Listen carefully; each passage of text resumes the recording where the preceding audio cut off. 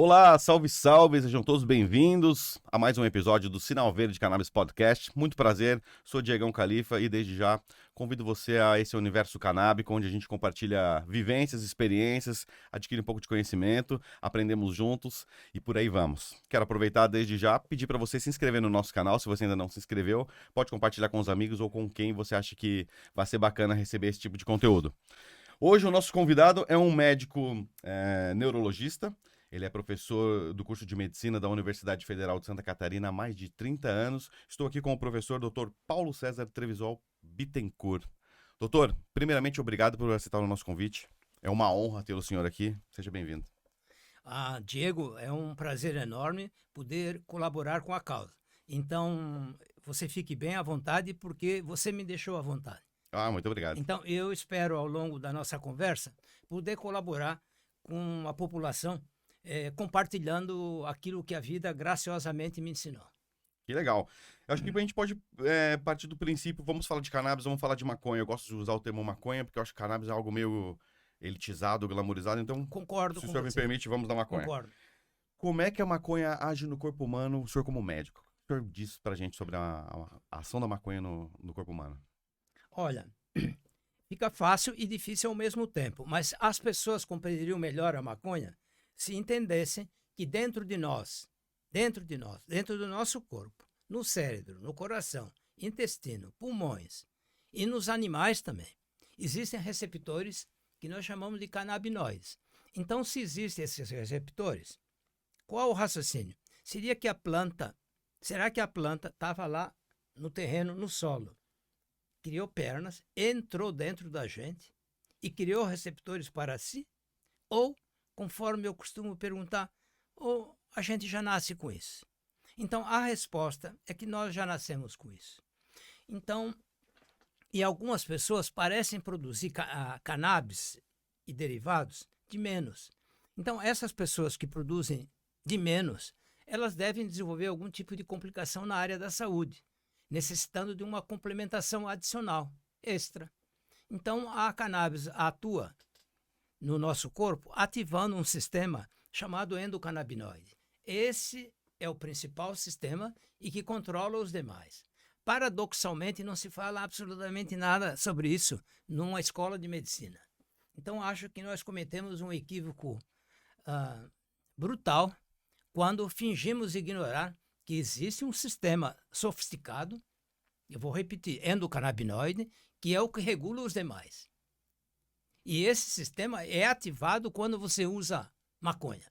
O termo que você decidiu empregar eu acho correto. Então, se você usa maconha, não importa o tipo, nem a quantidade, você acaba influenciando, acaba ativando o sistema endocannabinoide. É esse sistema o responsável pela ação positiva da maconha no nosso corpo. Não somente no nosso corpo, como você vê na nossa sociedade, e eu vejo isso com grande prazer, que a causa está avançando na veterinária. Então, os animais acabam se beneficiando desta, eu posso até chamar assim, Diego, o que está havendo na minha profissão é uma revolução. A primeira grande revolução na minha profissão foi a descoberta acidental da penicilina, pelo inglês Alexander Fleming. Isso já lá no começo do século passado, mas causou uma mudança radical no prognóstico de pessoas que desenvolviam infecção. Agora nós temos tratamento. Então, e a redescoberta da maconha há cerca de 20 anos, a redescoberta, o uso clínico dela, está produzindo uma verdadeira revolução, uma segunda revolução. Uma pena que alguns colegas não vislumbram isso. E não vislumbram por quê? Porque, por desgraça, a nossa profissão está refém da indústria farmacêutica. Então, os meus colegas veem aquilo que lhes é permitido. A maconha ela veio para desafiar esse monopólio. E o seu uso inteligente vai substituir com vantagens inúmeros fármacos vendidos em qualquer farmácia que você vê pela aí. Aliás, você já deve ter notado um fenômeno do capital. As farmácias estão proliferando, obedecendo uma ordem que a gente chama de progressão geométrica. Então, de 2 pularam para 4, 4 para 8, 8 para 16, 16 para 32, 32, 64, e não existe nenhuma cidade no sul do Brasil, e sudeste, dá para incluir também, que não tenha essa enchente de farmácias. A pergunta que vem à cabeça, será que nós precisamos de tantas farmácias assim? Eu moro numa avenida, ela tem 3 quilômetros, tem 11 farmácias. Assim, as pessoas brincam com isso no bairro, né? Em 3 quilômetros tem 11 farmácias. Daí eu Então, fico pensando, como é que elas vivem, como é que elas se comunicam ou não se comunicam, como é que vive tudo isso? Né? Então, realmente, vem a calhar com o que o senhor está dizendo que... elas vivem se entupindo de drogas, mas elas têm a percepção de que de fato é droga ofuscada, porque ela chama isso de remédio. Olha, por definição, se você busca um dicionário, remédio é uma substância que eu uso para aliviar algum sofrimento. Então a população, ela entra inocente nessa história, porque ela ainda encara a palavra remédio como sinônimo de uma substância do bem, Do que bem, não tem efeito colateral. Mas isso não existe. Não existe. Toda substância, quando você usa de maneira equivocada, ela pode produzir algum dano. Pasme você. Água em excesso faz mal? Claro que faz. E incha o cérebro. De menos faz problema? Claro que sim, porque o corpo humano é um balão cheio d'água, mas tem que regular a dose certa para cada pessoa. É, é complicado, né? É bem complicado. Eu queria uma curiosidade que eu deixei aqui para conversar com o senhor. Como é que foi a primeira vez que surgiu o tema maconha com a ideia de terapêutica na vida do senhor profissional? Quando é que foi e como é que foi? Engraçado, interessante, eu agradeço a tua pergunta, porque já faz tanto tempo que eu vou acabar denunciando a minha idade. Mas quando eu estudava neurologia no Hospital de Clínicas, eu recebi um estudante que hoje ele trabalha em Londres, é o Dr. Leigh Sander. Ele foi fazer estágio na neurologia. E ele gostou tanto do estágio da neurologia que ele repetiu vários estágios da neurologia. E ele era um estudioso de clínica médica. Mas durante aquele período de convívio com ele, eu fiquei sabendo do potencial terapêutico que essa planta representa. E um dia, com o intuito de provocar, nós fizemos uma apresentação, uma revisão do assunto, maconha e medicina, aonde ela pode ser útil. E apresentamos isso na reunião do Departamento de Neurologia do Hospital de Clínicas. E é evidente que eu percebia a face da plateia. E eu via eles fazendo cara de desdém o tempo todo. E nós, isso não diminuiu o nosso ímpeto. A gente falava, enfatizava, olha, isso aqui pode ser útil para glaucoma. Isso aqui pode ser útil para tratamento de pessoas com dor. Isso pode ser um excelente coadjuvante em pessoas que estão em quimioterapia, porque anula parte dos efeitos dos quimioterápicos, dos efeitos negativos. Então, existia uma série de indicações que nós reproduzimos para a plateia, mas era difícil convencê-los. Mas leve em conta que isso foi há cerca de 40 anos e que, se ainda hoje há resistência em relação ao uso da maconha como um remédio interessante, você deve imaginar há Sim. 40 anos, numa sociedade ultraconservadora como a nossa.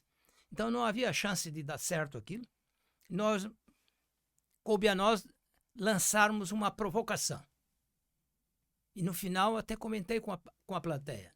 Olha, vocês deviam ter um pouco maior de respeito com essa planta, porque alguns de vocês irá desenvolver no futuro a doença de Alzheimer. E nós não temos nenhum tratamento para isso. Talvez o tratamento futuro dessa doença, que alguns de vocês irão desenvolver, esteja nisso aqui, nesta planta que vocês estão fazendo desdém. Então, repare bem e fique se atualizando, fique lendo, vão na biblioteca de vez em quando, porque todo ano está surgindo novidade a respeito dessa planta.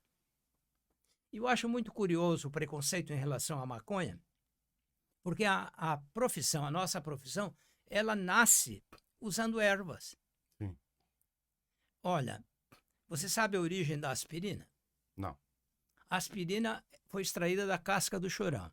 Quem é que usava a casca do chorão para fazer chá, para aliviar dor e combater febre? Eram os chineses. Os alemães da Bayer foram na China e observaram aquele comportamento da cultura chinesa. Quando tem doença na família, dor ou febre, sempre o remédio era o mesmo. Casca de chorão, chá. Os alemães pegaram uma casca do chorão e levaram para os seus laboratórios sofisticados na Alemanha. Depois de um tempo pesquisando a planta, identificaram, está aqui.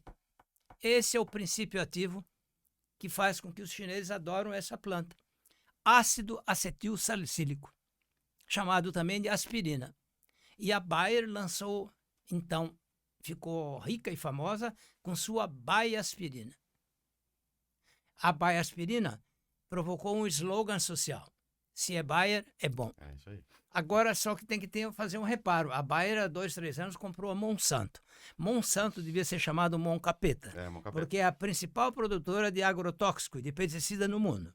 Então, nós devemos ajustar o tempo verbal. Doravante, nós devíamos dizer o seguinte: se é Bayer, era bom. Era bom. Agora, além da aspirina, deixa eu só fazer um curto comentário. Qual é o grande analgésico? Por exemplo, você sofre um acidente, você tem o seu membro esmagado, você está urrando de dor, é levado no hospital. Qual o analgésico que tem indicação precisa para aquele momento? Morfina? É a morfina. A morfina. E de onde nós extraímos a morfina? Da papoula, uma flor bonita. Então, dá para negar isso? Não dá, isso vem de planta. Um outro exemplo, e esse até fica meio confuso, pelo mau uso que se fez dessa substância recentemente. Mas se você está com malária, eu não vou hesitar em lhe dizer, tome cloroquina. Esse é o melhor remédio para malária. Evidente que não serve para combater vírus de nenhum tipo, muito menos esse da Covid, mas como antimalárico não tem igual. Então, e de onde vem a cloroquina? De uma raiz do quinino, de uma raiz da floresta amazônica. Então, vejam vocês que boa parte dos nossos remédios, pelo menos os remédios iniciais, eram todos fitoterápicos. E qual é a questão, então, em relação à maconha? Os outros podem, mas a maconha não pode. Sabe o que eu desconfio? A indústria farmacêutica sabe do potencial terapêutico dessa planta e vê com maus olhos, porque vai perder dinheiro. É uma concorrência grande, né? Vai perder dinheiro. Então, eu vou pagar médicos para falarem mal da planta. Mas veja, a tendência que se observa no mundo inteiro, exceto em alguns rincões onde o atraso ainda predomina, você vê que a causa avança. E avança célere. Então é possível imaginar que em mais 5, 10 anos a maconha está devidamente regulamentada como uma medicação útil para o tratamento de distintos problemas de saúde. Não serve para todos, é verdade? É incrível. Sim, não serve para tudo nem para todos, mas serve, eu costumo dizer, serve para quase tudo e para quase todos. Você fez uma observação muito pertinente. A maconha vai curar todo mundo? Vai solucionar todos os problemas de saúde? Não. Mas boa parte dos problemas que a gente vê no cotidiano vão ser solucionados pelo uso inteligente dela. E eu não lhe contei como eu comecei a usar esse medicamento. Foi há cerca de 10 anos. Eu tinha, além de neurologia, eu fui formado em epileptologia. E quando eu retornei da Inglaterra, ajudei a criar nesse estado uma série de associações para pessoas com epilepsia. Porque eu vi o que aconteceu com o povo que tinha HIV. O povo que tinha HIV, ele era insultado nas ruas. Quando alguém sabia, ele ali é portador, então dá-lhe insulto. Mas quando as pessoas que contraíam HIV começaram a se reunir em grupos e formar associações, acabou o preconceito. Eles começaram a receber remédio regularmente. Então, hoje em dia, você não escuta mais nenhuma palavra ofensiva em relação à pessoa infectada pelo HIV. Uhum. Mas há 30 anos, isso era o padrão. As pessoas não queriam nem abraçar as pessoas, né? Não. Isso é aquela coisa... Era um lixo humano, né? Vamos dizer Sim. assim, porque esse foi um termo que eu vi de um médico numa reportagem. As pessoas lidavam com o aidético como, cara, tu tem um asco, não encosta em mim, não respira perto de mim. E não tem nada a ver com isso, né, cara? Nada a ver, nada a ver. E a falta de conhecimento. um médico preconceituoso, olha, existem coisas difíceis de tolerar nessa vida. Mas... Um médico preconceituoso não existe coisa pior. Porque é a antítese da sua profissão. preconceito não cabe em nenhuma cabeça, muito menos na cabeça de um médico. Ali é que definitivamente não devia caber esse tipo de sentimento. Doutor Paulo, desculpa. Porque a gente é treinado para aliviar o sofrimento do próximo. Uhum. Não importa a cor, religião, nada. Então, quando você burla, quando você ataca esses princípios que deviam nortear a nossa profissão, a ética foi para o beleléu e a moral foi junto. Então, preconceito definitivamente não cabe.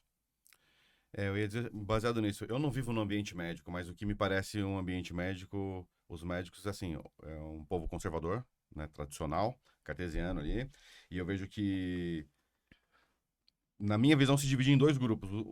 Os tradicionais, que levam a vida ali e não querem saber de outras coisas muito novas, assim, muito disruptivas, e tem os capitalistas que fazem parcerias comerciais com as grandes empresas de farmacêuticas, né? Seria esse embate para que a questão da terapêutica da maconha não avançasse? Onde é que está esse gap? O professor diz, né, o senhor é professor da Universidade Federal aqui de Santa Catarina no curso de medicina.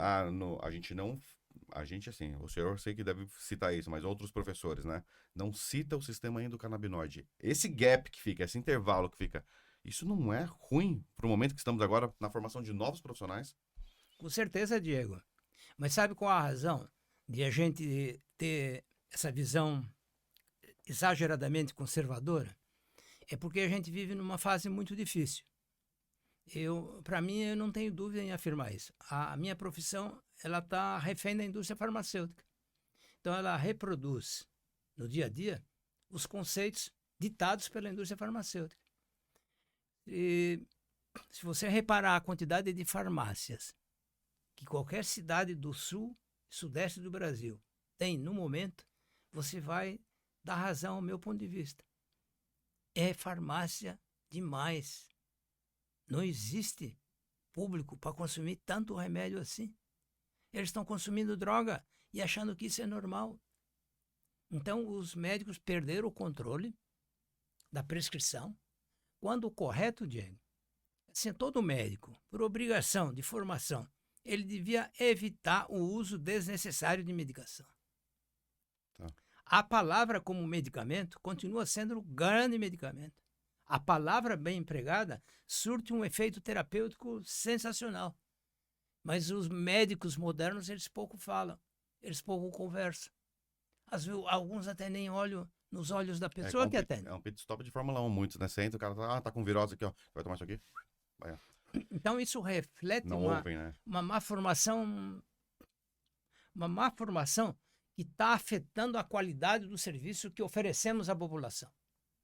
É porque eu vejo que a população está ficando mais doente também, né? Sim, doente porque a própria indústria estimula o consumo e estimula a automedicação. Como se já não bastasse terem conquistado a nós médicos para prescreverem suas maravilhosas hóstias terapêuticas, ela conquistou o povo também. O povo tem essa péssima mania de se automedicar. Como o número de farmácias está cada vez maior, então fica cada vez mais fácil você encontrar uma farmácia perto da sua casa. Às vezes é dar 10 metros, 20 metros, está ali a empresa. E você vai lá, narra o seu problema e já sai com um pacote de medicamentos. Repito, eu falei medicamento de novo, mas na verdade o que você está comprando é droga. E não existe droga santa, droga inocente. Ah, só faz o bem. Não. Toda droga exige sabedoria para dela se tirar proveito. E eu não estou fazendo distinção entre nenhuma droga. Você quer usar como medicamento, você tem que conhecê-la para tirar proveito da sua ação terapêutica. É, a diferença do medicamento do veneno, né? Muito bem salientado por um indivíduo de nome complicado, mas eu vou tentar lembrar. Filipos Aureolus Theophrastus Bombastus von Hohenheim. O pai dele, que botou essa tripa desse tamanho, era um suíço de origem alemã. Mas como esse guri era muito inteligente, o próprio pai, que colocou esse nome meio esdrúxulo, resumiu tudo quando ele chegou na adolescência, porque ele era muito metido, e disse a ele: eu vou lhe chamar doravante de Paracelso, porque você fala como se fosse um médico famoso, que domina tudo e todos. Celso era um médico famoso na Roma Antiga. O pai dele, então, para zoar do filho, decidiu chamá-lo Você é o Novo Celso, você é o Paracelso. Mas ele deixou uma frase brilhantíssima para nós. Tu vê, ele deixou essa frase, nos legou essa frase, há cerca de 500 anos. Imagine se o Paracelso vivesse na modernidade e visse a quantidade fantástica de laboratórios de drogas que existem pela aí. A frase que ele nos legou foi mais ou menos isso que você acabou de reproduzir. E eu vou usar sinônimo, mas vou reproduzir a mesma frase. A diferença entre veneno e remédio é a dose. Na dose X é veneno, na dose Y é remédio. E esse raciocínio se aplica a todas as substâncias. Não há exceção. Uma coisa me chamou a atenção, ano passado eu tive no Congresso Brasileiro de Medicina de cannabis medicinal, que fazia parte de um congresso de medicina. E eu vi um dos palestrantes, que era médico, também disse o seguinte: no Brasil, menos de 5% dos médicos conhecem o sistema endocannabinoide. Cara, eu fiquei abismado, doutor, porque assim, eu não sou médico, mas eu sei, igual abordamos aqui, que ele regula os demais. Pô, estamos em 2023, cara. E aí eu fico pensando assim, as pessoas que entram agora na universidade estão se formando, muitos deles buscam isso, porque ao mesmo tempo virou um trend, né? E o que eu vejo hoje em dia também é assim, eu vejo pessoas que chegam até mim, pô, Diegão, meu filho, eu tenho um filho autista, usuário de canabidiol, e aí, comigo, com meu filho não deu certo, tal. Eu falei, pô, como é que foi o tratamento? É isso aqui. Deu uma dosagem e entrou em alguns conceitos que você vê que é um conceito de pessoa que leu uma primeira revista ali. E aí eu falo assim, cara, não é um perigo esse número de médicos, já é baixo. E os que têm, não saber exatamente prescrever esse tipo de tratamento, o que faz com que várias pessoas chegaram até mim, pro meu filho não serviu. Talvez não era um erro na dose. Você tem razão. Responsabilidade. Claro, provavelmente foi o mau uso dos remédios extraídos da planta. A planta oferece uma constelação. O que eu quero dizer, ela oferece diversas opções. De acordo com o problema de saúde que você identifica, você vai fazer a opção por uma formulação. Agora, é preciso que um médico saiba com que está lidando. Não somente de escutar, porque é incrível como meus colegas se fecham quando você menciona a palavra maconha. Se fecham, em copa. Como se você estivesse ameaçando a prática deles. Mas, na verdade, se trata de melhorar a prática dele. Olha, você deve conhecer isso aqui, porque isso vai lhe ajudar na sua atividade. Eu posso agregar à nossa conversa uma pequena discussão que eu tive há alguns anos. Eu estava num ambiente universitário e estava lá quieto na minha baia, trabalhando, quieto. Mas você não é surdo, né? Você está lá na sua baia quieto e fica escutando. Aí eu escutei duas pessoas falando assim, como é que vamos resolver? Aquela pessoa lá está com estádio de mal asmático, ela não está saindo, não está respondendo a nenhuma medicação convencional. Eu saí da baia e pedi a elas, vocês podem me dar licença? Eu vi vocês, escutei vocês conversando sobre uma condição, estado de mal asmático, quando a pessoa ganha asma e não sai de jeito e maneira. Eu posso fazer uma sugestão para vocês? Por que vocês não tentam cannabis nesta pessoa? Porque tem ação broncodilatadora. Assim, meu Deus, professor, mas e como vai ser as alucinações, professor? Eu digo, meu Deus do céu. Eu digo, Eu digo, eu refleti, digo, olha, desculpe, foi um engano. Eu vou voltar para a minha baia e esquece o que eu falei. E aonde que eu aprendi isso, Diego? Eu aprendi lá naquela associação que eu ajudei a fundar, na cidade de Criciúma, a Associação Sul-Catarinense de Epilepsia. Foi das associações de epilepsia que eu ajudei, colaborei na criação, foi aquela que progrediu, que avançou e aglutinou em torno de si as pessoas com epilepsia da região. Quem é que vai para uma associação? É aquele que tem a pior forma do problema. Então, eu sabia com quem eu lidava e chegou um momento que disse, olha, não consigo mais fazer nenhum esquema. Todos os esquemas medicamentosos possíveis eu já fiz com essa gente. E não obtive o sucesso que eu idealizava. E a coisa ia nesse caminho.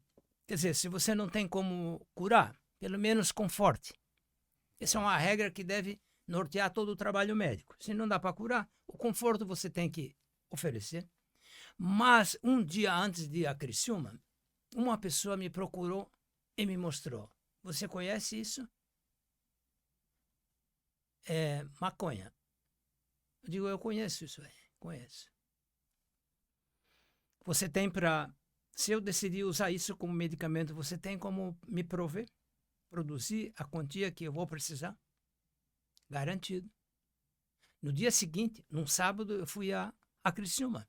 E lá chegando, eu fui direto para presidente da associação. E digo, senhora Menano, eu tenho uma novidade para a senhora. Felizmente. E é boa. E qual é a novidade, doutor Bittencourt? Aí, momento de silêncio, né? Eu digo, como é que eu vou falar para essa senhora de índole conservadora, de origem alemã, mas podia ser de qualquer outra etnia. Mas essa senhora era de origem alemã. Eu digo, como é que eu vou falar isso? Se eu falo maconha, a vaca foi pro brejo. Ela vai dizer não. Aí eu bolei assim, mas se eu falar baixo e rapidinho, a palavra cannabis, ela não vai entender. E a tendência do ser humano, quando não compreende direito, é falar sim. Então eu vou jogar com isso. Vou jogar. Assim, qual é esse remédio que o senhor está trazendo com essa novidade, doutor Bittencourt? Digo, senhora Amenar, é cannabis. Ele assim, como? Bom, eu vou repetir para a senhora. É uma planta chamada cannabis. Aí, para minha surpresa, ela olhou para mim, me deu um sorriso estilo Mona Lisa e tascou-lhe. Vem aqui, o professor Bittencourt, isso aí por acaso não é outro nome para maconha? Aí eu digo, me pegou no flagra, me pegou. Eu digo, olha, dona Menard, é isso, é maconha. Agora, se a senhora for ali fazer uma reunião com os familiares dessas pessoas que eu atendo aqui, a senhora vai falar, o doutor Bittencourt quer dar maconha para vocês. Vai sair todo mundo correndo. Então eu peço encarecidamente que deixe isso comigo. No andar do tratamento eu vou falar para eles o que eles vão tomar. Mas no momento a senhora tem que dizer ali, olha, doutor Bittencourt tem um novo fitoterápico. Um fitoterápico extraído de uma planta chamada cannabis. E pergunta a vocês se vocês aceitam fazer um experimento. Usar. Porque ele confessa que chegou no limite. No limite das drogas convencionais. Eu não tenho mais o que fazer. Então vale a pena tentar. E Diego e espectadores, eu vi lá em Criciúma a maior revolução da minha vida. Na ocasião, há cerca de 10, 15 anos, eu estava desgostoso com neurologia. Porque neurologia, Diego, você treina um indivíduo de inteligência mediana, ele faz diagnóstico fácil de tudo. Não existe dificuldade em fazer diagnóstico em neurologia. Agora, os problemas da neurologia começam quando, daí, você tem o diagnóstico, o que você vai fazer com essa pessoa? Então, a indústria farmacêutica não nos oferece opções medicamentosas que, de fato, funcionam de maneira retumbante. É esse o problema, eu vou usar esse medicamento e vou resolver. Não é bem assim. Não é bem assim. Então, quando eu comecei a usar o óleo de maconha nessa população com epilepsia, na cidade de Criciúma, eu comecei a ver aspectos singulares que me chamavam a atenção. Por exemplo, eu sabia que aquele senhor ali, ele tinha epilepsia por causa da doença de Alzheimer. O que eu não esperava é, depois de 3 meses, os familiares virem à reconsulta e falarem o seguinte, olha, doutor, aconteceu uma coisa muito engraçada quando o senhor deu esse remédio.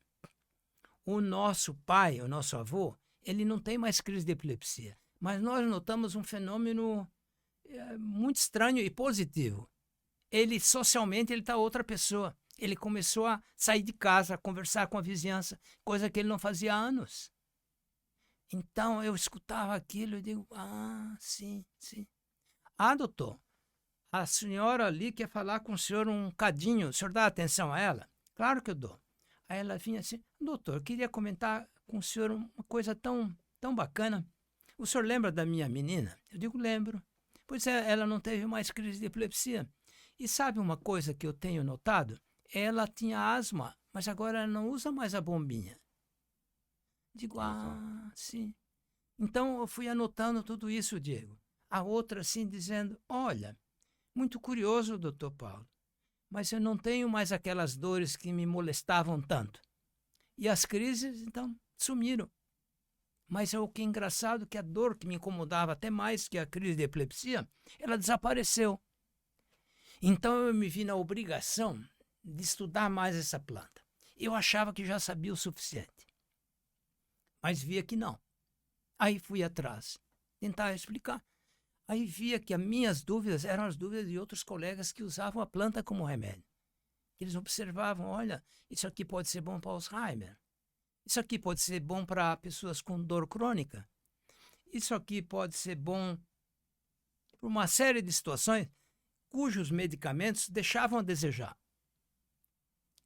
Então, lá na cidade de Criciúma, que eu vi o quão pujante era esse remédio e como eu poderia tirar proveito e a medicina, a minha prática, voltar a ter graça. Porque eu comecei a lhe dizer e não completei. Há cerca de 15 anos eu estava mais voltado para a botânica do que para a minha profissão.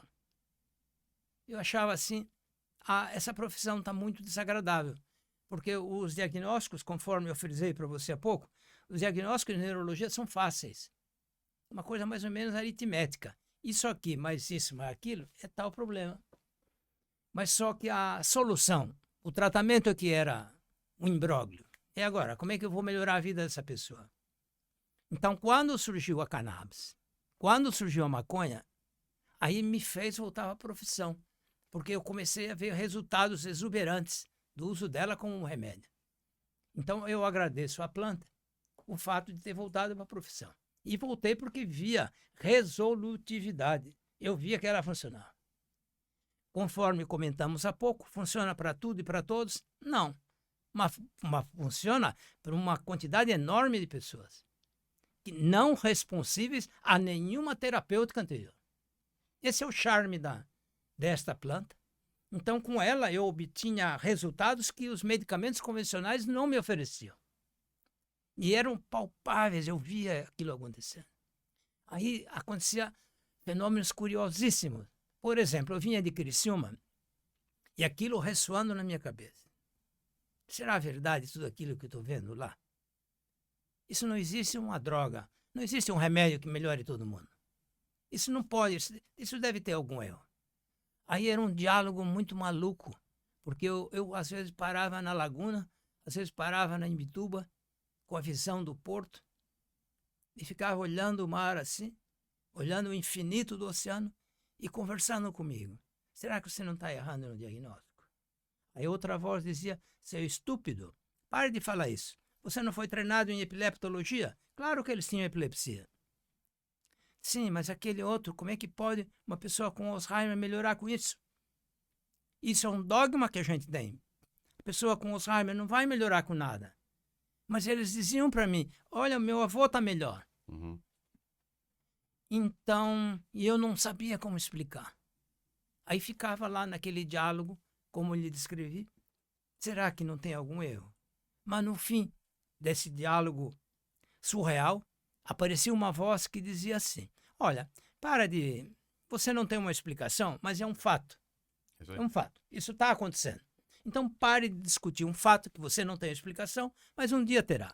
Um dia a ciência vai evoluir o suficiente para dizer, olha, essa pessoa que responde com Alzheimer, responde à planta por causa disso, disso, disso. Essa pessoa que responde à epilepsia, por causa desse componente aqui. Essa outra aqui responde à fibromialgia, à dor, por causa desse componente aqui, do bandido, do THC. Ele tem propriedade analgésica. Então, com o passar dos anos, quer dizer, eles foram destrinchando, eles foram me ensinando como tirar proveito da planta. E um médico que não tem humildade para aprender com seus pacientes é uma pessoa que não devia existir. Ele devia mudar de profissão. Porque a todo momento a gente aprende coisas novas com as pessoas que a gente tem a graça de atender. Então, o médico tem que estar aberto a novas informações. Um médico fechado nos dogmas da escola que ele frequentou, fechado nos dogmas que a indústria farmacêutica plantou na sua cabeça, ele, me desculpe a franqueza, mas não serve para muita coisa, não. Ele vai piorar a sociedade ao invés de melhorá-la. Duas coisas que eu queria conversar com o senhor, né? Eu tenho, bom, como eu disse, eu tenho um filho autista, né, vai completar 6 anos agora. Foi diagnosticado com 1 ano e 7 meses como autista não verbal. Se comunicava somente através dos gestos. E aí, pô, pesquisando como dar uma qualidade de vida melhor a ele, eu sei que tem as tecnologias que ele podia, né, falar através de, enfim, de inúmeros formatos hoje que temos tecnológicos. Só que, porra, imagina viver uma vida inteira sem poder falar, né? Pô, falar é uma coisa trivial, mas fantástica, né? Convenhamos. E aí, Sim. em busca de algumas coisas que podiam trazer uma melhor qualidade de vida para ele, esbarramos na questão autismo e cannabis. Desde 2012, eu estudo a questão da cannabis na pluralidade da planta. Então, eu fui estudar business da cannabis, tipo, na Califórnia. Daí eles exploram uma coisa bem interessante, a parte ambiental, né, que pô, ela pode biocombustíveis, substituição do plástico e tal, e tinha uma cadeirinha ali, né, de um curso ao lado que era a cannabis medicinal. E aí eu conheci até algumas pessoas da cannabis medicinal ali e tal, e eu lembro de uma pessoa falando sobre isso, da epilepsia, de alguns casos de câncer e do autismo. Daí eu lembrei isso aí, porque eu comecei a procurar. E aí uma das terapeutas do meu, a Fono, que atuava com meu filho na época, numa sessão falou pra minha esposa, pô, vocês não tentam cannabis, vocês são, né, mais abertos são pessoas vanguardistas, vamos dizer. Já tentaram, tal, daí a minha esposa veio falar comigo numa época que era meu filho, né, cara? Eu já vi falar do vídeo todo, mas era meu filho, deu, será? Tá, não sei o que, tá, vamos dar uma estudada. Estudamos, tal, arrumamos um médico que nos explicou como é que funcionava. E, enfim, começamos a fazer o tratamento. 18 dias marcado, depois que ele começou a fazer o tratamento, ele começou a falar. Hum. Só que ele nunca aprendeu a falar papai, mamãe. É claro que ele não fala com essa fluência que a gente fala agora, porque nem hoje ele fala com essa fluência. Mas ele começou a falar. E aí, 2 dias depois, a gente percebeu que ele já sabia ler. Se ele não falava, era mais difícil a gente saber que ele sabia ler. E ele sabia umas coisas em inglês, um monte de coisa em inglês. Então, tipo, foi uma semana que rolou uma revolução na minha casa. Meu Deus, o que tá acontecendo? Só que nesse processo de buscar informações, em português não tinha muita coisa. E isso era 2017, não é muito tempo. Não tinha muita coisa em português sobre isso. Autismo. E aí, ó, a gente sabe, eu trabalhava na rádio, sou da área da comunicação, então muitas pessoas falaram, ó, uma pessoa X aqui pode falar contigo que o filho dela faz tratamento. Queria falar com as pessoas não queriam falar comigo. Porque plantavam em casa, era uma atividade legal e ainda é, pela lei. Então não queria muita conversa, assim, sabe? Algumas falavam alguma coisa, não queria muita conversa, então eu falei pra minha esposa, cara, a gente, obrigado, pelos que a gente tá vendo que tá acontecendo na vida do nosso filho, a informar as pessoas que isso existe. Então, o Sinal Verde nasceu exatamente disso, de poder passar para as pessoas a pluralidade da maconha em tudo, na parte que ela pode ser útil na construção civil, na alimentação, principalmente o nosso foco é o medicinal, mas a gente não fala só de medicinal, de dar informações para as pessoas. Primeira coisa que é a nossa característica principal, num vocabulário simples, para que todas as pessoas possam ter acesso a esse nosso conteúdo, né? Enfim, melhorou não só, ele começou a falar, e hoje ele vive a vida inteira cantando, sorrindo, feliz a vida inteira. Melhorou o sono dele, ele dormia. E ele se tornou uma pessoa mais presente. Presente que eu falo assim, ele é muito ligado a tudo que acontece à volta dele. Muito mais do que era antes. Então, tipo, na escola ele tem um rendimento melhor, nas atividades terapêuticas ele tem uma presença melhor. E, assim, vem voando. Há anos ele vem voando. E aí eu digo pro senhor, especificamente no caso do autismo, que muitas pessoas que nos consomem também têm a questão do autismo. O senhor sendo neurologista, é uma revolução para o autismo também? O tratamento com cannabis? Você está absolutamente correto. Está correto a sua assertiva. Até mesmo porque no ano passado eu orientei um trabalho com bom padrão metodológico para avaliar a eficácia da cannabis em pessoas jovens, em crianças com transtorno de espectro autista.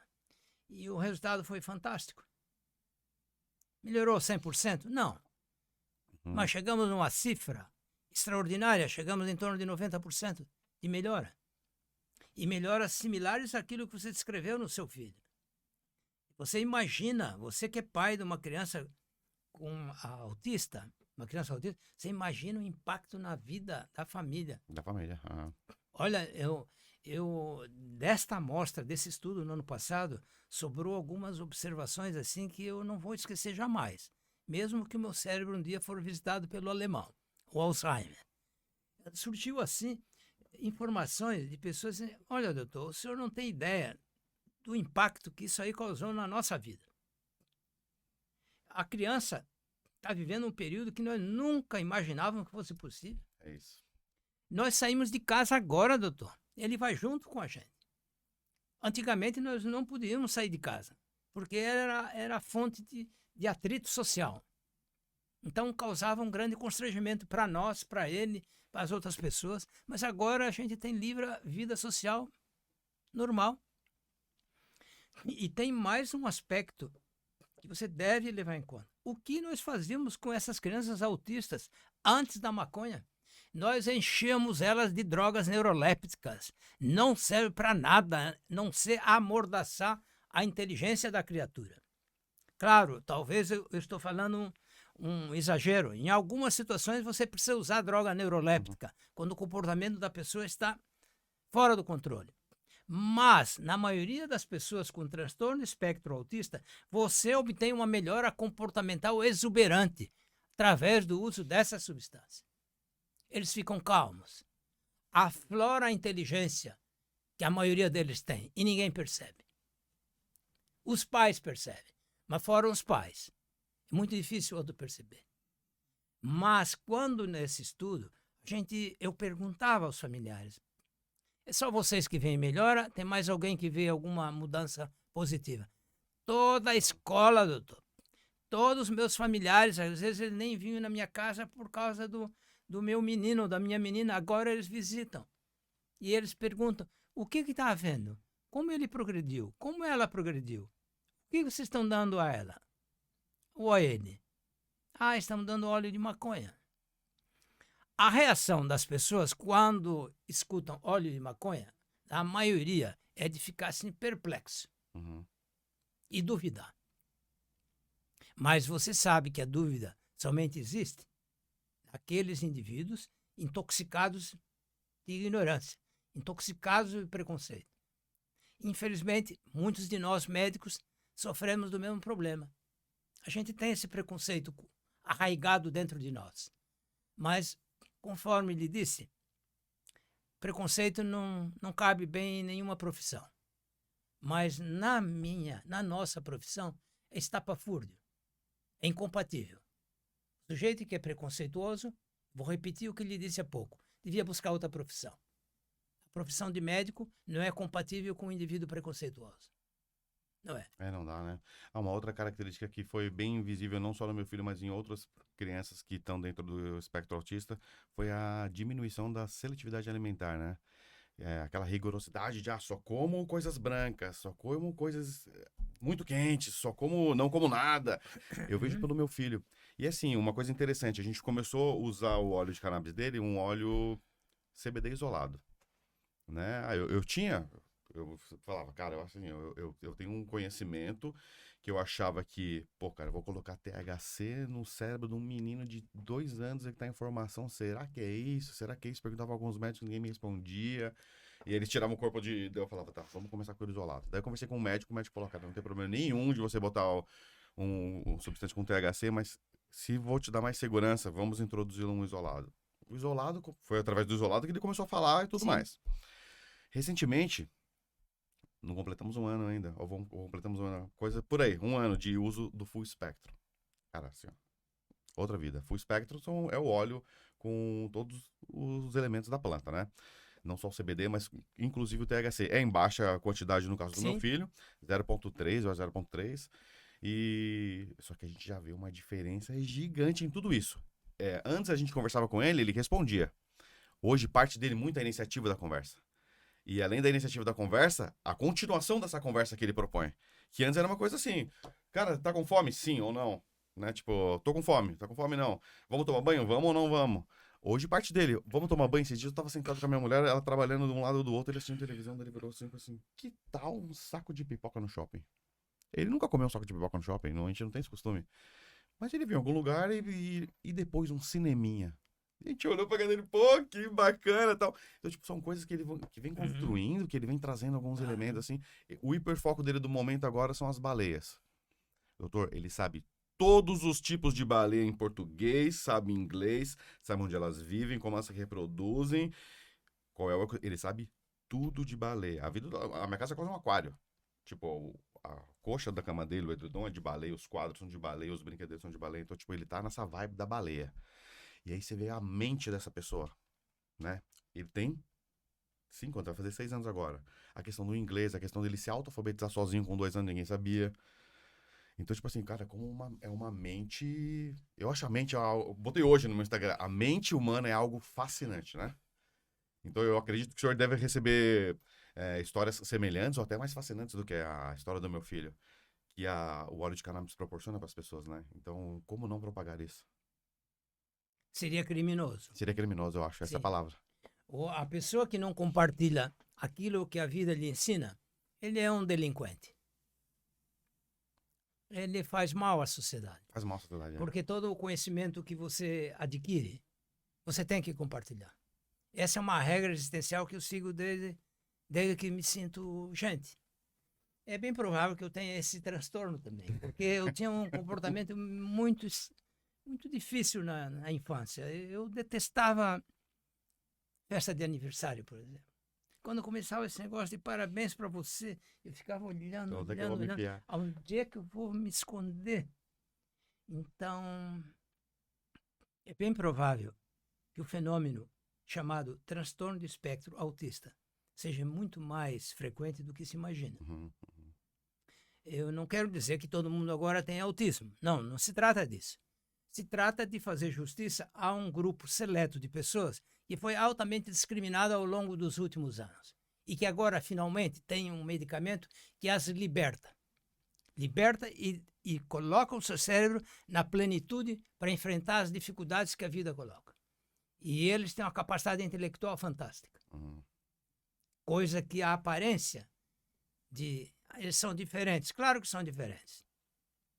São diferentes. Mas isso não é uma qualidade negativa ser diferente. Eu ia falar agora, qual é a vantagem de ser igual, né? É. Já chega, a sociedade está intoxicada de gente normal. Mas os normais não são responsáveis pelo progresso da sociedade. São os loucos que fazem o É progresso. isso aí. Então, você que está me vendo, não deve entender do ponto de vista poético. São aqueles que pensam de maneira diferente, que trazem o progresso para a sociedade. Se não for esses, a sociedade fica estagnada. E uma sociedade estagnada, ela é que nem uma poça d'água. Serve para quê? Para criar mosquito. Então é preciso haver renovação contínua. Um médico não pode parar. Ele tem que ler, até que o fenômeno chamado vida acabe. Ele tem que ler todos os dias. Ele tem que se informar. Então, eu não compreendo essa resistência dos meus colegas à planta. Parece uma obsessão. Isso é uma coisa doentia. Mas eles agora estão recebendo uma forte pressão, sabe de onde? Da população. A população. Então, a população está indo no médico e dizendo, eu quero isso para o meu filho. Porque o filho lá da Dona Maria usou isso aqui e ficou bom. Eu quero o meu filho bom também. Uhum. E o que eu escuto de resposta desses médicos, quando questionados por pais de crianças que têm problemas que poderiam ser melhorados ou curados através da maconha, as respostas que eu tenho, eu fico triste, chateado, irritado. Porque se você não conhece o assunto, você tem que ter a hombridade, a decência de dizer, olha, eu não conheço isso, mas eu vou estudar e na próxima vez que você vier aqui, eu vou ter uma explicação para o senhor, para a senhora. Mas o sujeito se arvorar de conhecedor do assunto e falar uma bobagem quilométrica para a pessoa, dizendo que conhece, sem conhecer absolutamente nada, porque você nota que quando a pessoa conhece e quando não conhece. Isso vale para qualquer assunto. Essa questão da maconha, a maior parte dos colegas não conhece nada e nem querem conhecer. Pois é. Então, é chegado o momento de você ensinar como tirar proveito da maconha nas aulas. Então, há cerca de 5 anos, eu perdi esse temor e comecei a ensinar na Universidade Federal de Santa Catarina como é que o médico podia tirar proveito dessa planta. Em que situações haveria indicação precisa para o seu uso. Como lhe disse há pouco, e digo para os alunos, olha, essa planta aqui não serve para tudo, nem para todos, mas serve para quase tudo e quase todos. Então, respeitem e explore ela. Vocês têm que se familiarizar com ela para tirar proveito. Isso é um medicamento poderoso, mas como todo medicamento, ele requer uma estratégia de uso. O sujeito educado sobre o assunto, ele vai descobrir qual a melhor estratégia para essa pessoa. Uhum. A melhor estratégia para essa pessoa aqui é distinta da melhor estratégia para aquele ali. Sim. Então, quando ele atingir esse nível de sabedoria, ele vai tirar partido dessa planta. E provavelmente vai acontecer com ele o que aconteceu comigo. Agora, neste momento, é raro eu prescrever medicamentos produzidos pela indústria farmacêutica. Evidente que eu prescrevo alguns, quando eu percebo que a maconha não me dá um efeito positivo naquele sintoma, a gente lança a mão de algum outro, de um fármaco convencional.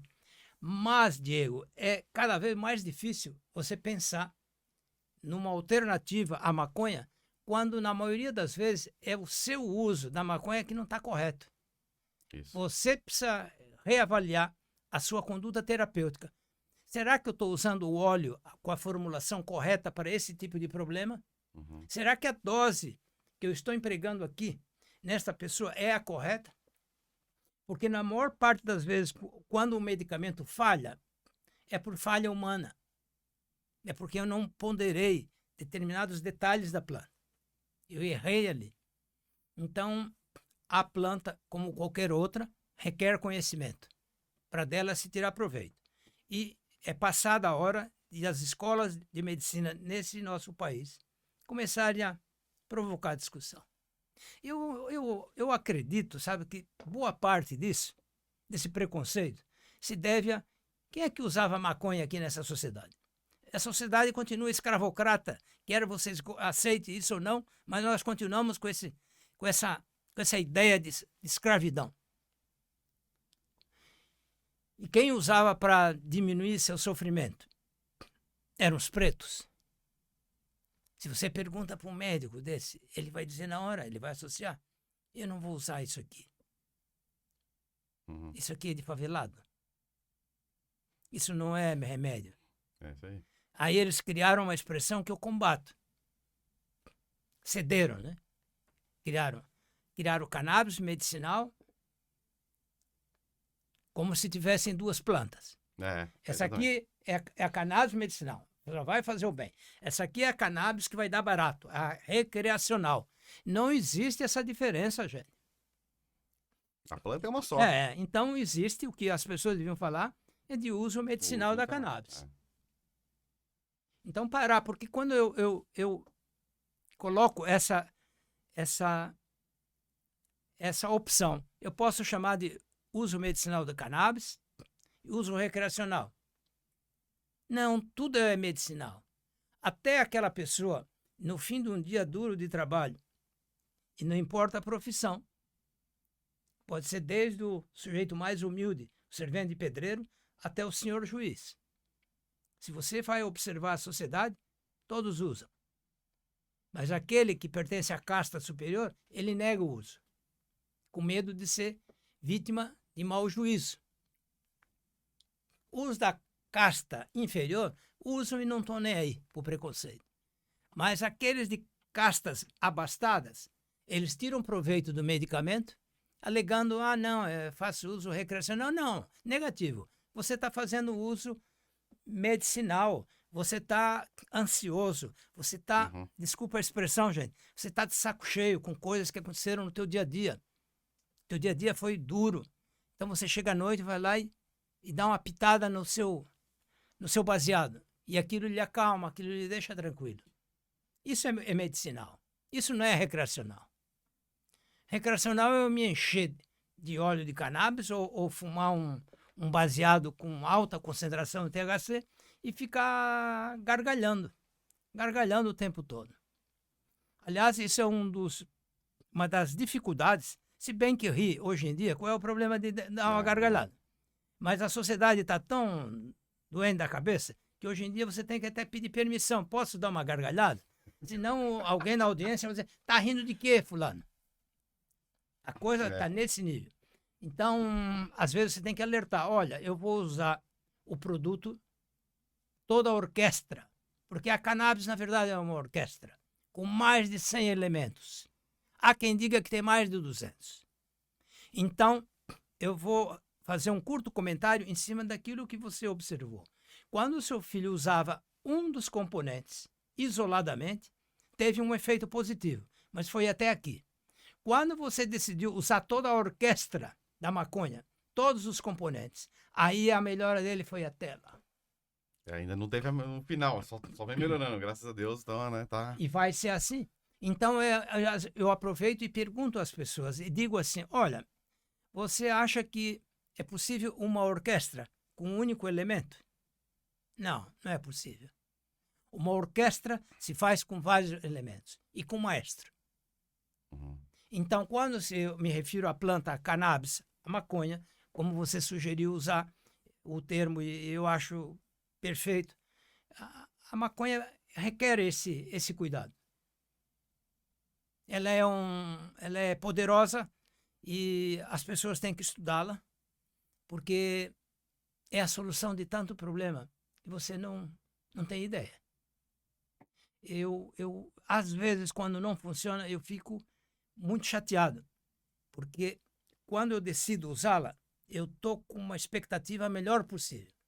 Então, me frustra muito quando eu não consigo oferecer essa melhor à pessoa que me procura por algum sofrimento. Em compensação, na maioria das pessoas, eu vejo o benefício, é palpável. Uhum. Você enxerga, você escuta as pessoas falando, olha, o rendimento escolar agora está excelente, a interação social está ótima. É isso aí. Então, se pudesse ficar nesse nível de melhora, já está ótimo.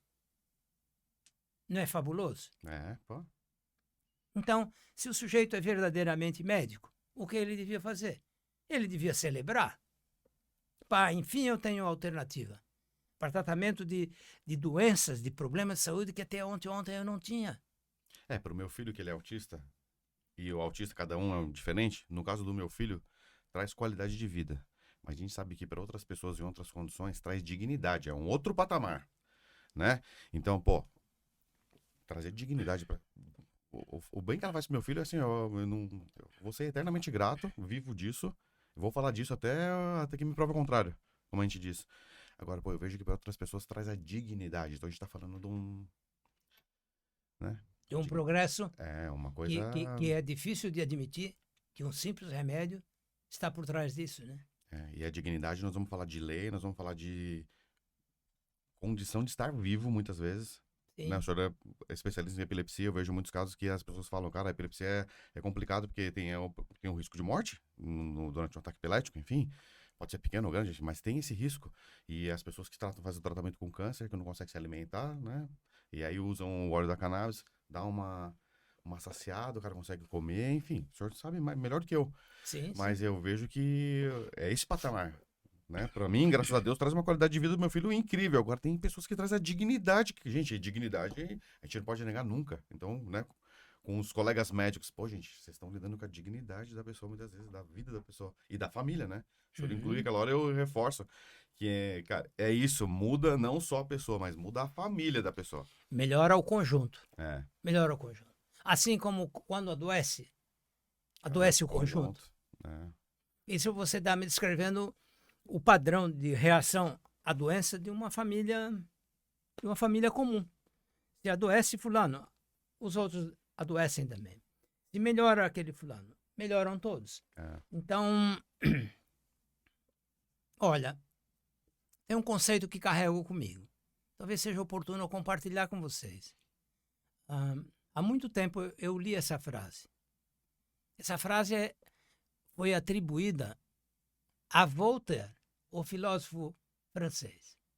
Todavia, há N evidências que sugerem que o Voltaire aplicou uma regra. Ele importou isso de outra cultura e colocou seu nome embaixo. A frase original pertence à cultura hindu e diz mais ou menos o seguinte: medicina é a arte de entreter a doença enquanto a mãe natureza faz o seu papel. E se você me pergunta qual o seu grande colaborador para atingir essa meta, hoje eu não tenho eu não titubeio, eu não tenho a menor dúvida, é a maconha. E por isso eu voltei à minha profissão. Conforme ele disse, há 15 anos eu estava chateado porque não me bastava fazer diagnóstico. Eu queria oferecer algo, só diagnóstico, e daí isso precisa ser meio doente da cabeça para dizer para um cidadão, né? Ah, você tem essa doença tal, essa doença não tem tratamento? Tchau. Você não acha que isso é um padrão aberrante de comportamento para um médico? Sim, eu quero fazer uma observação para o senhor. Eu e minha esposa recebemos o diagnóstico de autismo do meu filho da pior forma possível. Uma pessoa X no doutor, tem que falar com o doutor, ele vai bater o olho no teu filho, ele vai saber, ele é o cara, tá? Vamos marcar uma consulta com o mestre dos magos aí. Vamos lá. Ele pegou o celular, meu filho tinha 1 ano e 7 meses. Botou um desenho que meu filho nunca viu, deu pro meu filho. Ele olhou assim, meu filho e tal, daí ele fez umas perguntas pro meu filho olhou pra cara dele e tal. 3 minutos no relógio. Ele catou um papel. Pai, mãe, o negócio é o seguinte. O filho de vocês é autista, tá? Não, primeiramente, assim, ele não vai ter que tomar remédio. Ele não fala, porque ele tinha uma classe de fala. Não fala, mas pode ser que um dia ele fale. E... Tá, e aí? Não, você tem que procurar equipes multidisciplinares que vão ajudar ele com terapia. Ele levantou, foi até a porta, abriu a porta. A minha mulher, eu olhei pra ela, ela tava estatelada. Tipo assim. O cara jogou uma bomba atômica no meu colo e na dela. Eu falei, vambora. Assim, eu acho que faltou. Tudo bem, eu converso com vários médicos, aí muitos vêm com uma linha assim, Diego, mas olha só, talvez ele dê 15, 20 diagnósticos desse por dia. Pra ele é uma coisa normal. Porra, cara, você tá lidando com uma família, você tá falando que o seu filho é autista. Cara, autista, para a maioria das pessoas, tem aquele estereótipo de uma pessoa que se autoagride, que bate a cabeça na parede, que fica gritando, muitas vezes tem que ficar algemado ou acorrentado. É isso que as pessoas sabem do conceito do autista em geral. A maioria das pessoas. O cara não pode dar um diagnóstico, jogar no meu colo e abrir a porta e mandar eu embora.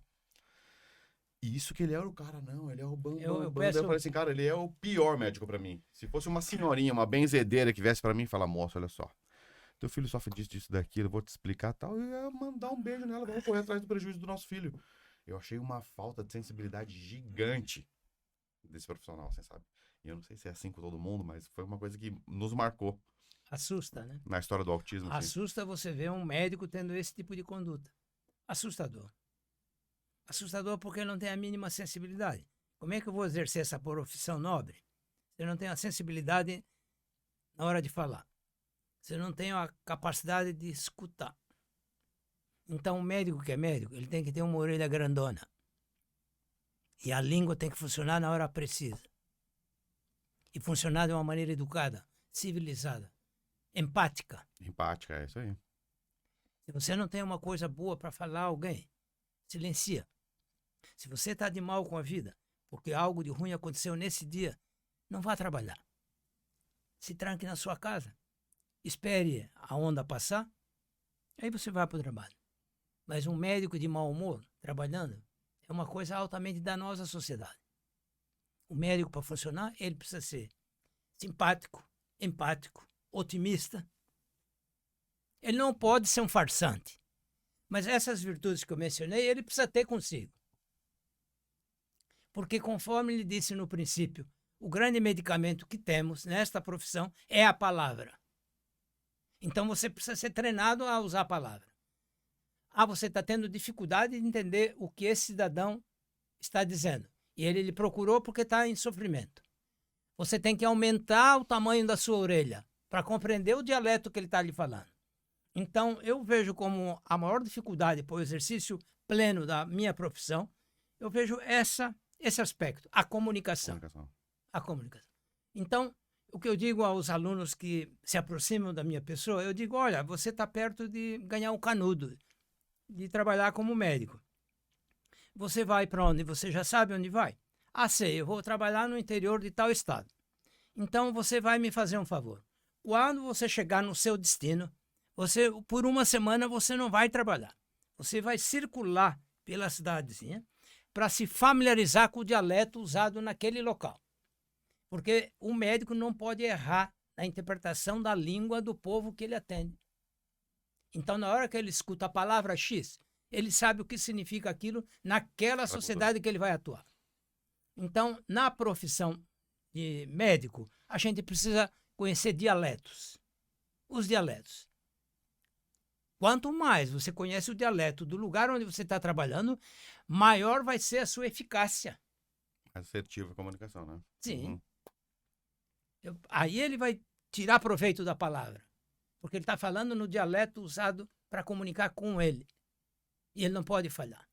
Então, o médico, se não olha nos teus olhos, se evita conversar de uma maneira fluida, tranquila, simples, isso não é médico. Se ele percebe que uma pessoa é de origem humilde, que tem um vocabulário curto, ele que tem que se adaptar, o dialeto dele, àquele padrão cultural daquele senhor, daquela senhora que ele está atendendo.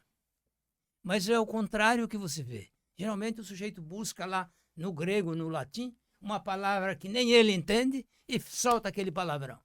Aí o outro lado do balcão está uma pessoa constrangida, vexada porque não entende o sentido daquilo, baixa a cabeça, resignado e vai embora. Continua com o seu sofrimento. Porque o maledeto do meu colega foi incapaz de perceber qual o dialeto que ele está falando. Fale o dialeto dele, não o seu. Isso que a gente está comentando é um dos erros mais elementares que a gente nota no dia a dia. A falha na comunicação. O mesmo indivíduo que falha na comunicação é o indivíduo que vai dizer assim, tá indo todo mundo para a igreja de crente. Mas claro que vão para a igreja de crente. Vão até para a igreja de não crente. Porque você falhou na comunicação.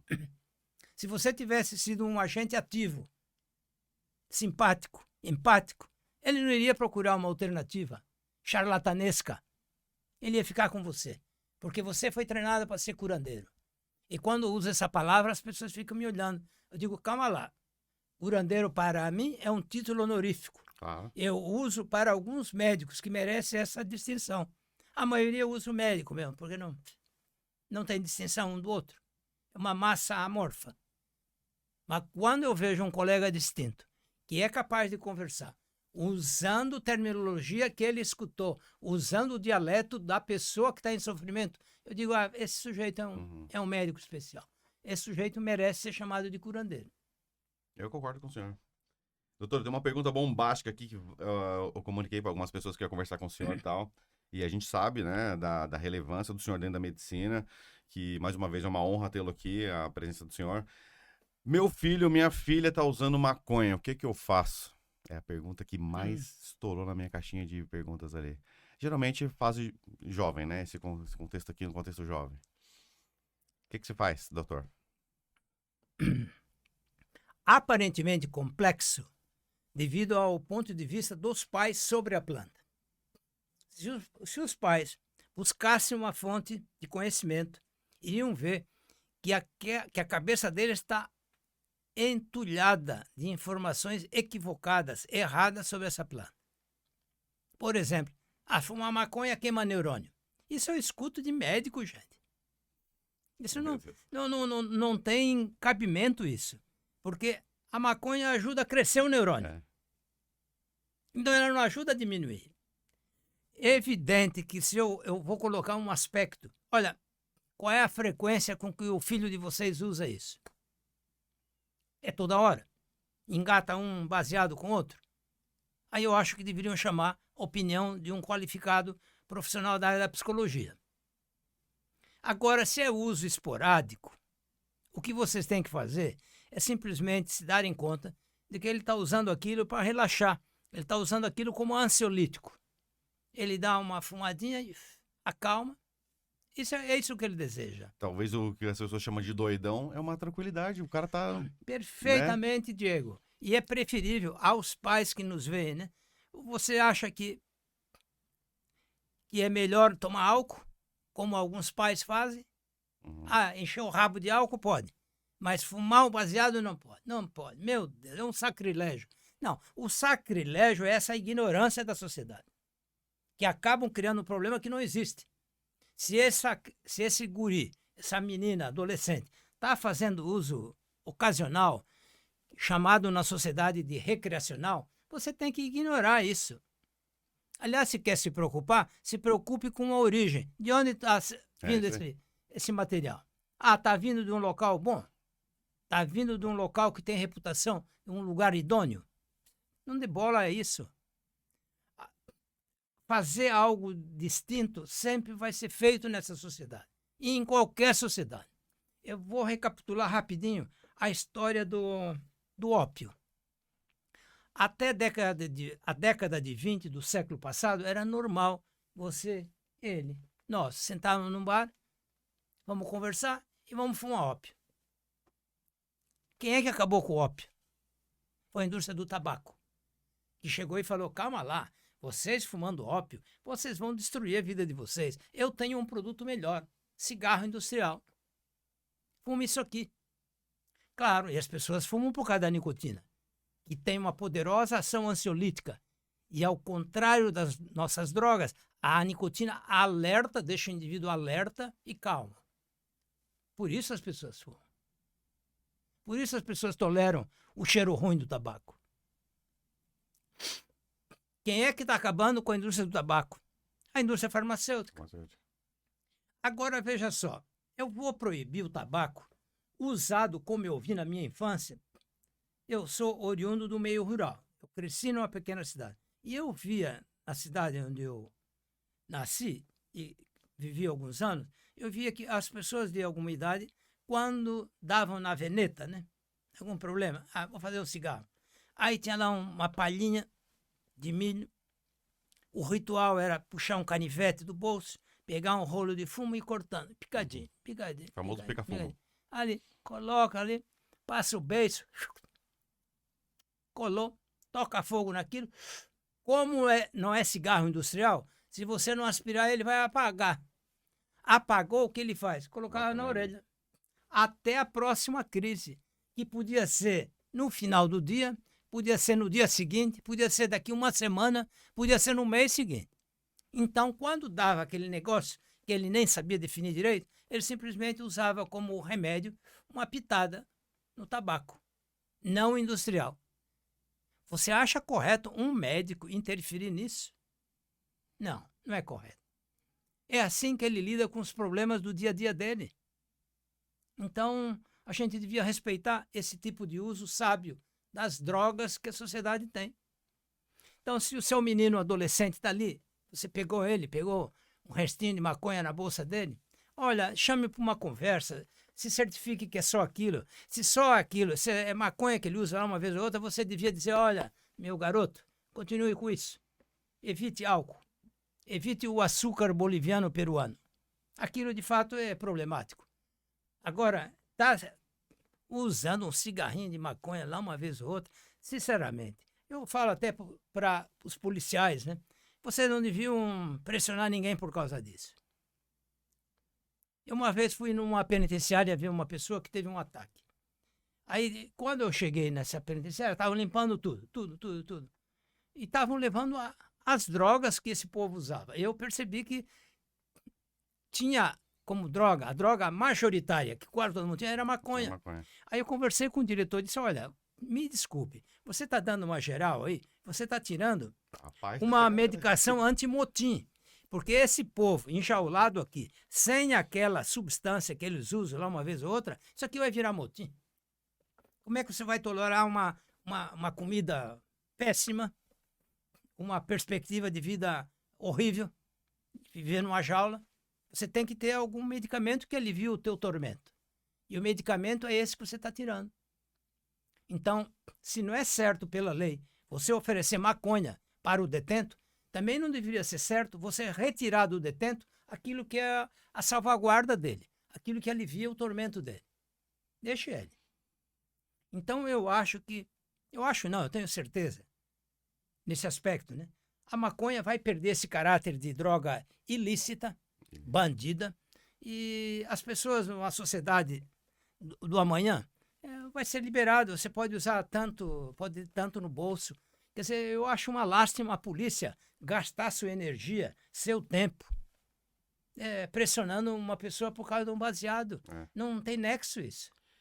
Tem a parte boa de tudo isso acontecer e haver uma regulamentação, porque, pô, a gente sabe que a maioria da maconha que as pessoas usam em geral é uma maconha de má qualidade, estocada é, dentro do ecossistema do crime, né? O cara tá lá no Paraguai, joga no chão, daí vem barata, vem casca disso, tem o tal do mil folhas que vende tudo menos maconha ali no meio, prensado. Então, assim, pô, a pessoa vai ter acesso a uma coisa que é a maconha de verdade, né? Regulamentada. Então, é importante que isso tudo aconteça para que a pessoa que. Quantas milhões de pessoas não fumam maconha, né? No país, aqui no Brasil. Então, a pessoa vai ter um acesso, muitas vezes. Eu sou a favor do autocultivo. Eu acho que todas as pessoas poderiam ter o direito de ter a tua planta. Você está coberto de razão. Isso não devia ser uma questão policial. Questão de saúde pública. Não. Olha, veja o exemplo do Uruguai. O Uruguai, quando tomou a decisão de descriminalizar essa planta, a sociedade uruguaia ficou atemorizada. As pessoas de mais idade achavam, agora isso aqui vai virar um covil de delinquente. O que se passou no Uruguai foi justo o contrário. A delinquência caiu, a criminalidade caiu. Então, o Uruguai é um país pequenino. Já fez parte do Império Brasileiro. Mas que tal o grandão Brasil seguir o exemplo, o belíssimo exemplo desse pequeno país que é culto, é desenvolvido, e a gente tem que aprender com as pessoas que estão na vanguarda. Como dizia um jornalista que eu apreciava e aprecio, Mencken, a pessoa quando é inteligente aprende com a experiência dos outros, mas o burro pela própria. O Brasil não devia acabar com essa adolescência crônica e evoluir, dar um passo adiante. Eu acho que a gente tem um monte de exemplo que talvez a gente possa pegar o que há de bom em cada exemplo e tentar fazer o nosso, porque o Brasil é um país diferente, né?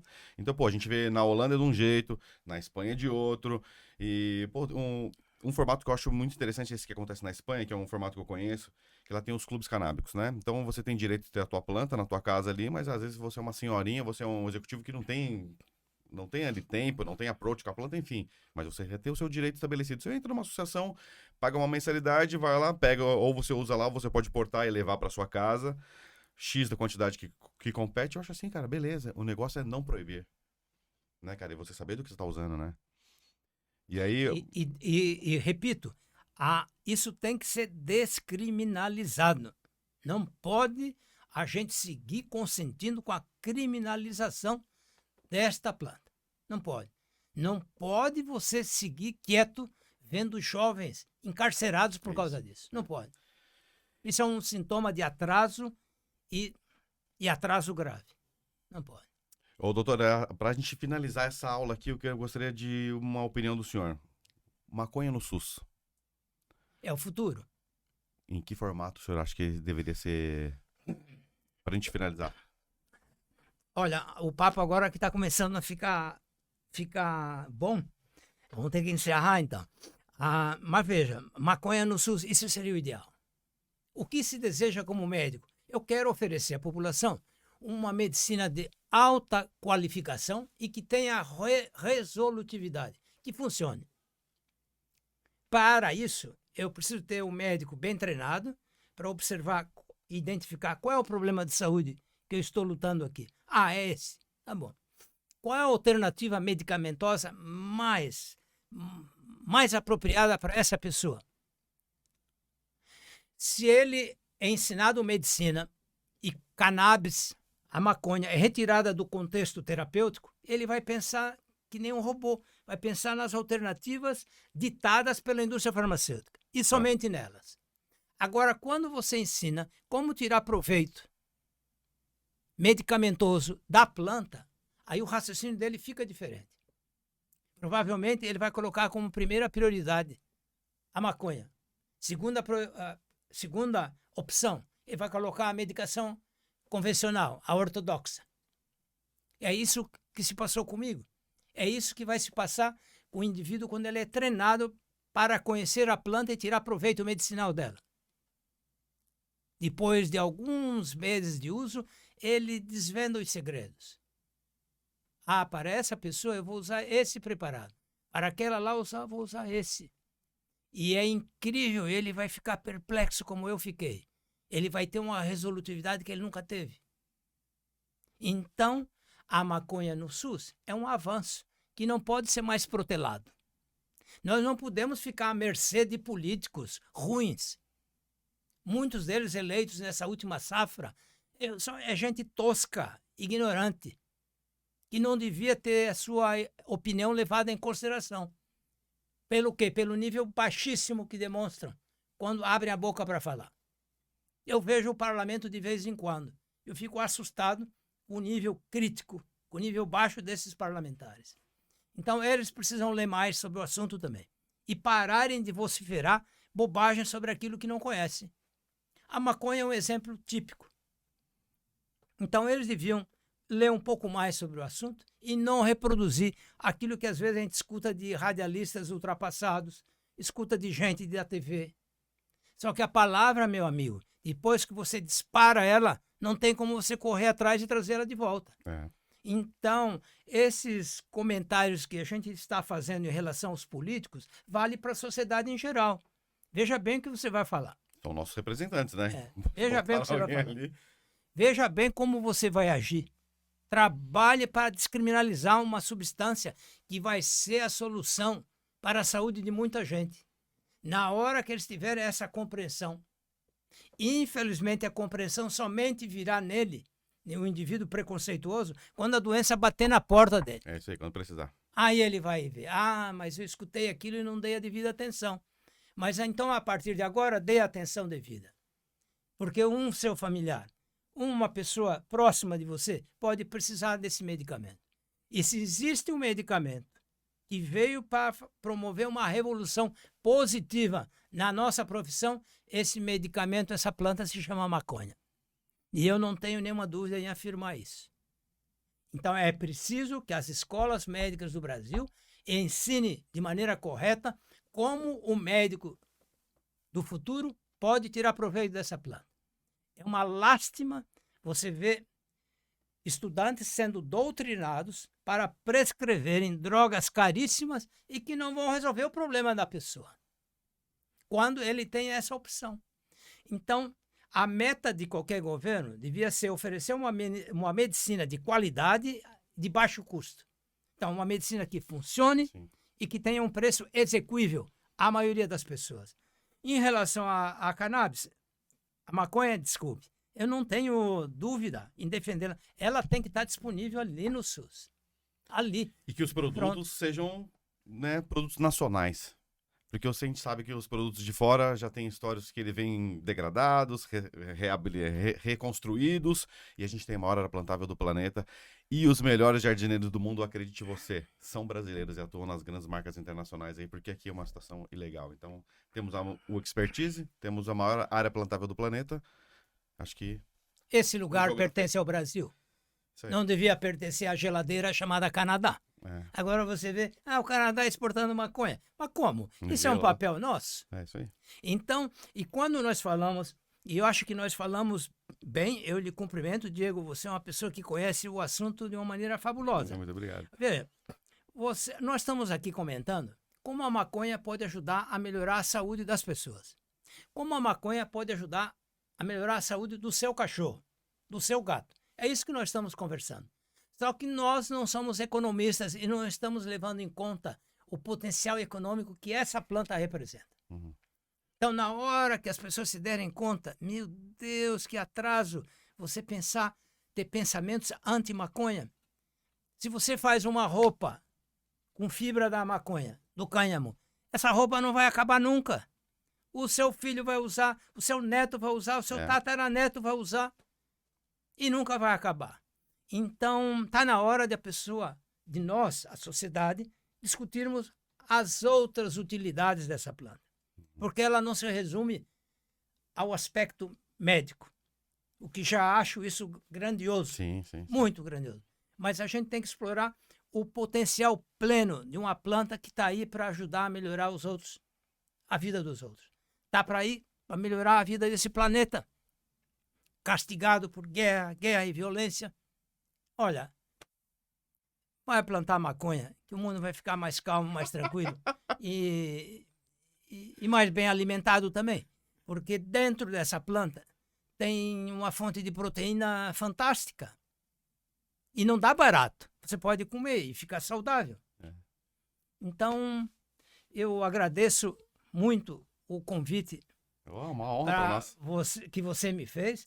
Eu espero que você me faça um outro convite numa próxima. Eu não estou familiarizado com esse tipo de comunicação, mas eu tenho a esperança de ter dito alguma coisa que possa ter sido útil para os seus espectadores. Ah, com certeza. Para nós é uma aula e eu lhe agradeço mais Muito uma obrigado. vez.